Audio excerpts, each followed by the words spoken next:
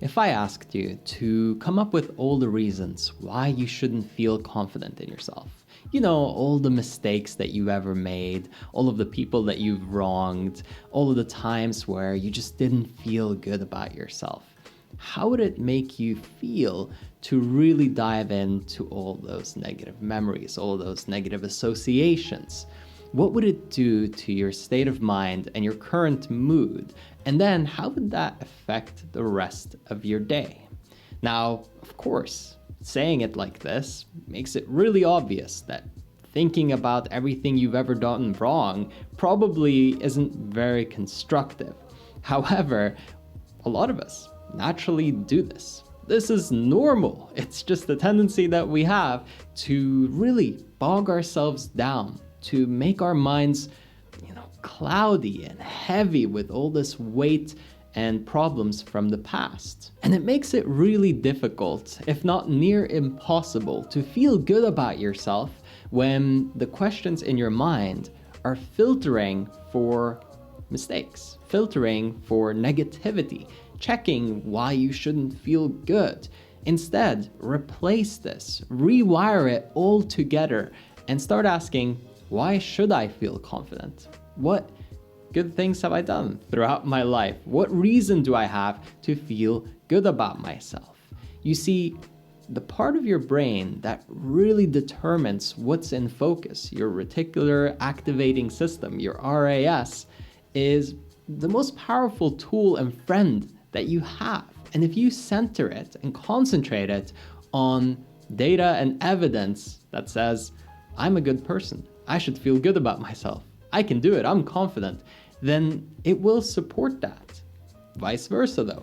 If you set it and really dial it in on all the things that you've ever done wrong, it'll just keep bringing them up and keep making you feel worse and worse. It can either be a vicious, never-ending downward spiral, or it can build momentum in your favor.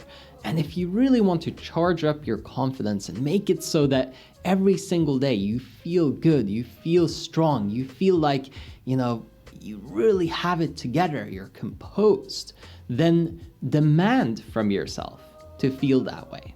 Set it as a rule. Don't make it something that's negotiable and optional, like, oh, I hope I feel good today, I hope I feel confident about myself. Demand it.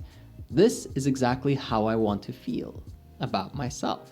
Now, let's do everything that I can in my power to make that happen. Because no matter what you have coming up today, no matter what you have coming up tomorrow, your state will largely determine your performance and how well you do.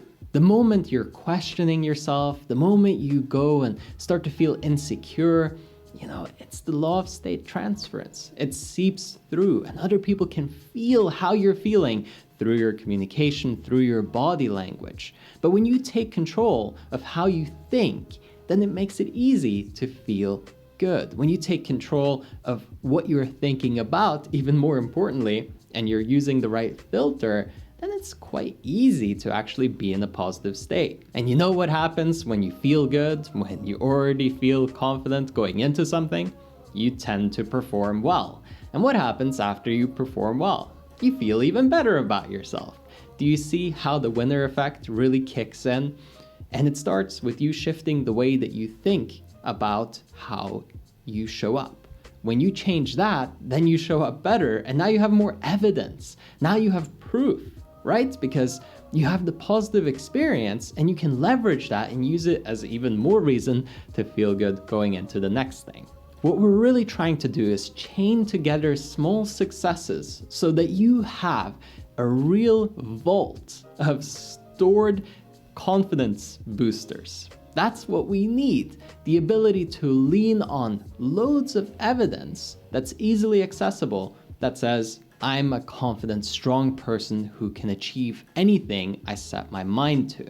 And if you want to amplify it and take it even further, simply visualize your ideal outcomes. While you think about and leverage all of your previous successes, imagine the future ones. Imagine everything that you want for you to happen as if it's already happening. Feel like you would feel once you've achieved your goal. Because if you can preview that and take it from the future, bring it into the now, then you'll feel even more likely to actually accomplish it. What we're really doing is controlling your attention, placing it on the thing that you want to grow and expand. Remember that if your attention is tied up and really being hogged by negative thoughts about yourself, then that will amplify and grow and become bigger and stronger. Which wolf wins? Which wolf survives? The bad one or the good one? It really just depends on which one you feed. But the tricky part is, negative thoughts are really compelling in a way where the fear mechanism in your brain is being set off. And so all your attention just gets hijacked very quickly.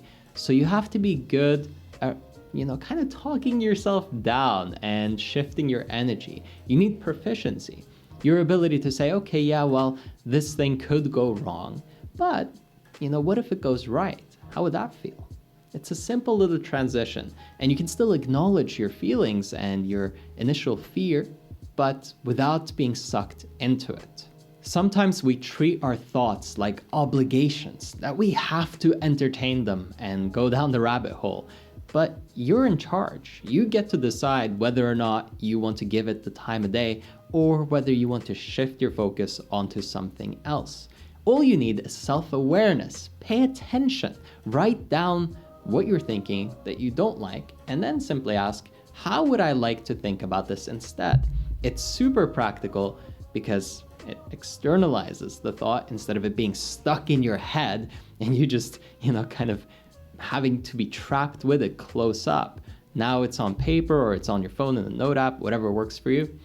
And now you can transition it, shift it over to the positive version. Often it's just the opposite of what you were thinking before. Make it easy for yourself, make it convenient, and you can even practice this just in your head.